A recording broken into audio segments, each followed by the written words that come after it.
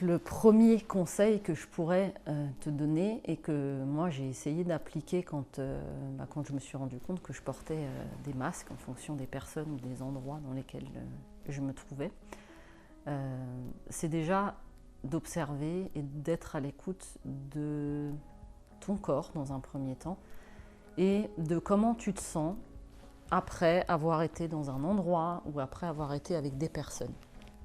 Moi, je sais que mon corps est une boussole sur laquelle je peux absolument me fier, c'est-à-dire que je me pose quelques instants après avoir été dans un endroit, pour avoir été pour peut-être quelque chose pour le travail ou après avoir été en contact avec des personnes, et je me dis, ok, comment tu te sens? Est-ce que tu te sens fatigué?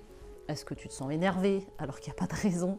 Est-ce que tu te sens triste alors qu'il n'y a pas non plus de raison apparente? Est-ce que tu te sens frustré? Est-ce qu'il y a des émotions qui viennent s'activer à l'intérieur de toi?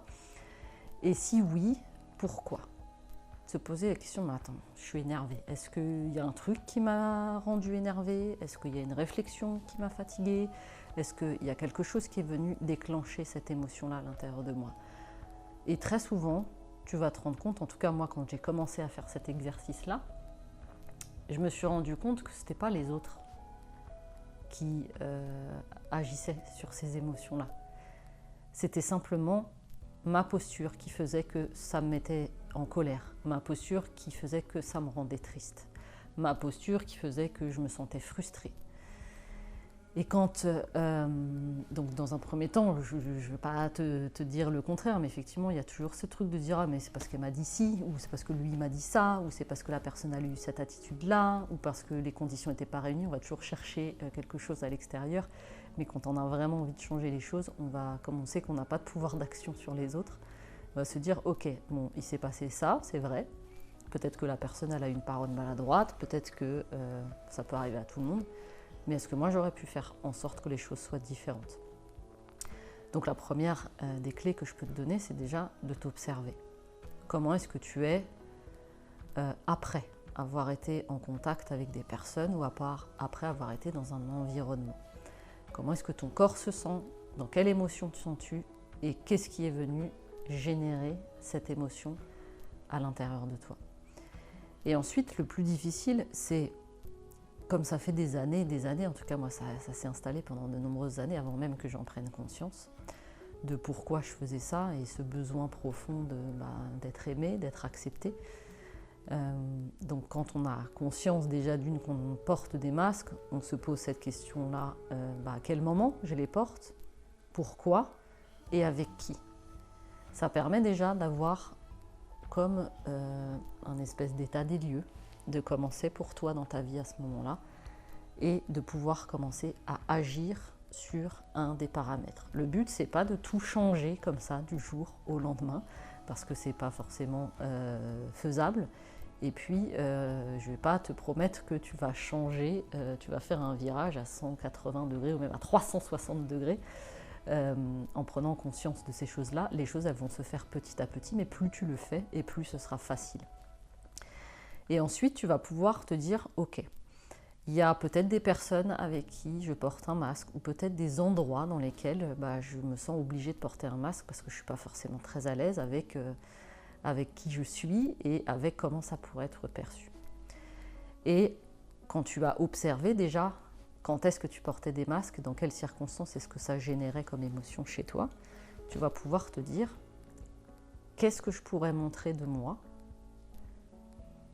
qui est le moins, je vais essayer de trouver le bon mot, qu'est-ce que je pourrais montrer de moi qui est le plus sécure, qui me laisse le plus dans ma sécurité. Qu'est-ce que j'ai à l'intérieur de moi, que j'ai envie de montrer et qui ne me mette pas dans une situation trop inconfortable. Parce que quand on vise trop haut, alors moi je ne dis pas qu'il ne faut pas viser haut, je suis la première à dire qu'on peut vivre ses rêves, mais pour avoir vécu cette sortie de zone de confort et de vraiment être qui j'ai envie d'être au quotidien et d'assumer totalement qui je suis, il y a eu plusieurs petites étapes. Et avant de savoir sauter de 10 mètres, il faut peut-être déjà commencer à sauter de 1 mètre. En tout cas, moi qui ai un peu peur du vide, si tu me dis tu vas sauter de 10 mètres, je vais peut-être avoir plus de réticence à le faire. Je vais peut-être commencer par 1 mètre et après je vais me dire, ah bah c'est bon, tout va bien, je vais passer à 2 mètres, etc., etc. Et je vais monter jusqu'à 10 mètres. Donc le but, c'est pas de te mettre dans une situation extrêmement inconfortable, mais de te dire, ok, moi j'ai commencé, par exemple, dans ma sphère professionnelle, j'ai été prof pendant 15 ans, dans le 93. Et au départ, j'ai toujours été, comme je te le dis, extrêmement joyeuse. J'aime beaucoup faire des blagues. J'aime être un peu le clown. J'aime faire rire, j'aime divertir. Et donc, dans ma sphère professionnelle, en étant prof, je me suis dit, bon, tu vas peut-être pas pouvoir montrer cet aspect de toi parce qu'il faut quand même être sérieuse, notamment en salle des maîtres et tout ça. Tu peux pas trop être comme tu es dans la vie de tous les jours. Et petit à petit, dans ma sphère professionnelle, j'ai commencé à être un peu, à faire des blagues et à voir comment ça pouvait être reçu. Alors déjà, après avoir fait ce bilan de à quel moment j'ai besoin de porter un masque, avec qui je porte un masque, déjà ça va te prendre un peu de temps de pouvoir faire ce bilan-là, parce qu'il va falloir le faire régulièrement, parce que tu vas te rendre compte que des masques, on en porte tous. Tu n'es pas la seule, je te rassure. On en porte tous régulièrement, ou en tout cas on en a tous porté régulièrement, puisque c'est quelque chose qui est un peu aussi induit dans notre société. Il y a beaucoup de choses auxquelles on est censé coller, de standards auxquels on est censé coller. Donc, il y a beaucoup d'endroits où on se sent obligé de porter des masques. Donc, déjà, le fait de rentrer dans cette posture d'observatrice, ça va te permettre de prendre conscience qu'il y a des endroits où c'est plus facile d'enlever le masque que d'autres. Où il y a des personnes avec qui c'est plus facile d'enlever le masque que d'autres. Donc déjà, quand tu auras fait ce premier bilan, tu pourras te féliciter d'avoir fait une aussi grande avancée, parce que ce n'est pas forcément quelque chose d'aisé de pouvoir s'observer et de pouvoir avoir une analyse de soi qui soit totalement aiguisée. En fait, je te demande de faire ce bilan parce que tu vas me dire, ok, je fais le bilan, je porte un masque à tel moment, je porte un masque avec telle personne, je porte un autre masque dans tel environnement. Pourquoi faire si j'arrive pas à le poser? En fait, pour moi, dans ma vie, j'ai eu besoin, en tout cas à chaque fois qu'il y a eu des vraies avancées dans ma vie, c'est qu'il y a eu des électrochocs avant, ou des grandes claques. Et quand on est tellement la tête dans le guidon, quand on a tellement l'habitude de faire certaines choses, il nous faut des fois juste une bonne douche froide pour se rendre compte que, ok, là il faut agir. Le fait de se mettre dans cet exercice-là d'observatrice et de se positionner dans « Ok, est-ce que déjà moi je porte un masque ?» Si tu regardes cette vidéo, c'est certainement que ça te parle. Dans quel endroit je porte un masque, à quel endroit, avec quelle personne, dans quel environnement, etc. Ça va te faire prendre conscience que, en tout cas moi quand j'ai fait cette démarche-là, je me suis dit « Waouh, je suis en train de porter un masque dans tous ces endroits-là, avec toutes ces personnes-là, et je suis en train de perdre toute cette énergie-là. » Il y a une forme d'énorme prise de conscience de me dire « Waouh, c'est trop, c'est pas possible ».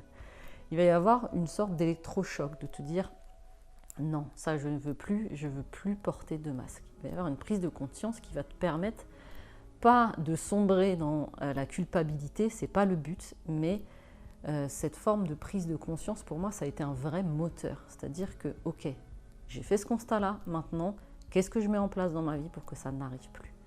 Donc, c'est en ça que je voudrais que cet exercice te serve, c'est de te dire, ok, je fais ça, je veux plus que ça fasse ça parce que quand je fais ça, j'ai ces émotions-là, j'ai ces douleurs-là, j'ai ces choses qui se mettent en place dans mon corps qui font que j'ai plus d'énergie, j'ai un manque d'estime de moi et ça, je veux plus parce qu'aujourd'hui, j'ai envie de profiter de ma vie et de réaliser mes rêves. Donc, ça va te permettre d'avoir un moteur et de te dire, je veux sortir de là pour aller vers là. Ça va te permettre de vouloir sortir de ta zone de confort.